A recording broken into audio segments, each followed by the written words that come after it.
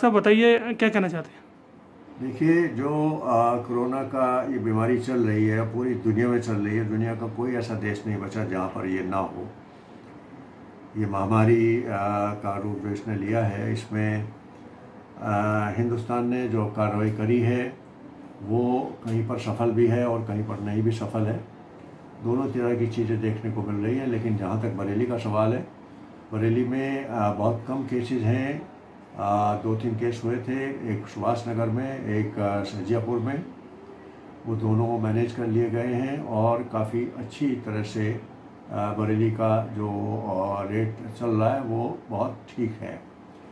लेकिन बाकी शहरों में जैसे कि दिल्ली है, बॉम्बे है, इंदौर है, सूरत है, हालात, आगरा है, मेरठ है, हालात काफ़ी ख़राब रहे हैं।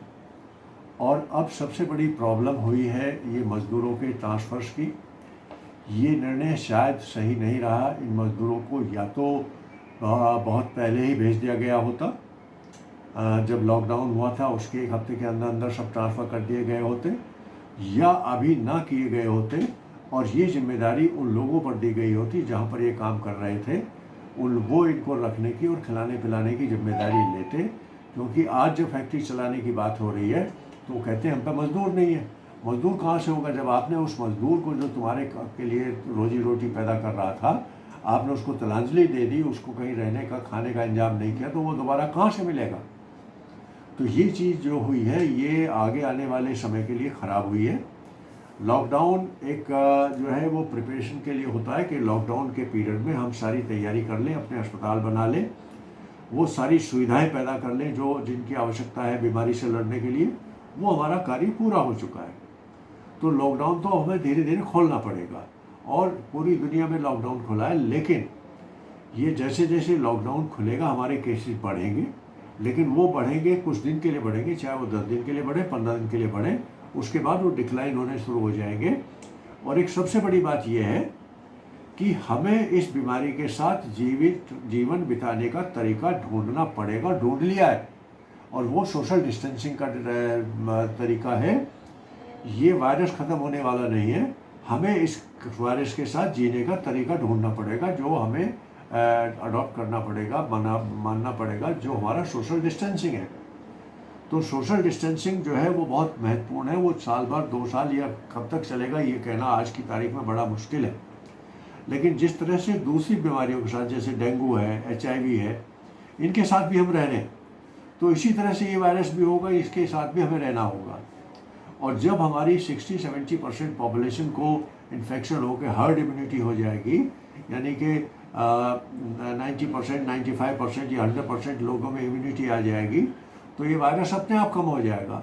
और इक्का दुक्का केस यदा कदा जैसे डेंगू का होता है उस तरह के केसेस होंगे जो बहुत महत्वपूर्ण नहीं होंगे। और ये जो आज खतरनाक रूप इसका है वो खतरनाक रूप खत्म होकर के ऑर्डिनरी वायरस की तरह, जैसे कि डेंगू है या कॉमन फ्लू है, उस तरह की ये हो जाएगी। तो हमें अभी जो है सोशल डिस्टेंसिंग पर पूरा ध्यान देना है कि हम ऐसे व्यक्ति के संपर्क में ना आए और यदि हमें इन्फेक्शन है तो दूसरे को न फैलाए। ये ज़्यादा महत्वपूर्ण है, इस पर हमें पूरा ध्यान देना है। जैसे कि दारू की दुकानें खोल दी गई हैं, इस पे क्या विचार है आपका? देखिए, दारू की दुकान खोलना मेरे हिसाब से कोई बुराई नहीं है। क्यों बुराई नहीं? क्योंकि पहले भी खुली हुई थी। या तो ये होता भाई ड्राई है तो चला हुआ, लेकिन जिस तरह से खोली गई वो गलत हुआ है। आपको मालूम होना चाहिए था कि दारू की दुकान खोलते ही भीड़ लगेगी। जब यहाँ सब्जी मंडी में भीड़ लग रही है तो दारू की दुकान पर भीड़ लगेगी। आदमी 40 दिन से जिसको नहीं मिल रही वो भागेगा। तो पहले से हमें इंतजाम करना था कि जो है ये सोशल डिस्टेंसिंग उसमें हम मेंटेन कर पाएँ और वहाँ भीड़ ना लगे। तो ये अरेंजमेंट हमें करने चाहिए थे। ये अरेंजमेंट करने के लिए जो है या तो हम रात में खोलते, या फिर वहाँ ऑलरेडी इतना अरेंजमेंट करते, या फिर ये कहते कि एक दुकान पे एक दिन में 100 आदमियों से ज़्यादा का हम नहीं करेंगे। तो 100 आदमियों को लाइन में लगाते, बाकी हटा देते कि भाई आप हटिए, आप जाइए दूसरी दुकान पर जाइए या कल आइए। तो ये मैनेजमेंट तो हमने गड़बड़ाया कि साहब 3 किलोमीटर लंबी लाइन लगवा दी, हम एक दिन में 500 आदमियों को डील करेंगे। तो ये चीज़ें हमें मैनेज करनी चाहिए थी कि जो है ये गलती हमारे एडमिनिस्ट्रेशन की हुई कि जो खोलने के बाद सोशल डिस्टेंसिंग मेंटेन करने का तरीका हमने नहीं ढूंढा। बुक स्टोरों को भी खोल दिया गया है, उसके बारे में क्या कहना है? देखिए, बुक स्टोर खोले गए वो जो एजुकेशन के लिए बच्चों के लिए आवश्यक है, लेकिन वहाँ पर भी वही चीज़ होनी चाहिए कि एक दिन में हम 100 लोगों को किताब देंगे और 100 लोगों का हमने घेरा बना दिया, भाई 100 लोग आ जाइए, आज इतने को देंगे, इसके अलावा नहीं देंगे। जब तक आप ये नहीं करेंगे, सोशल डिस्टेंसिंग मेंटेन नहीं कर पाएंगे। एक लिमिट रखें। आप ये कैलकुलेट करें कि मेरे काउंटर पर एक व्यक्ति को कितना समय लग रहा है। सपोज एक व्यक्ति को 10 मिनट लगे और मेरे 2 काउंटर चल रहे हैं, तो 5 मिनट का समय हो गया। 12:50 1 घंटे में हम 12 आदमियों को देंगे। हम 10 घंटे चलाएंगे तो 120 आदमियों को देंगे। तो 120 आदमियों का हमारा प्रोविजन, 120 आदमी लाइन में लगेंगे। ठीक। That should be the idea.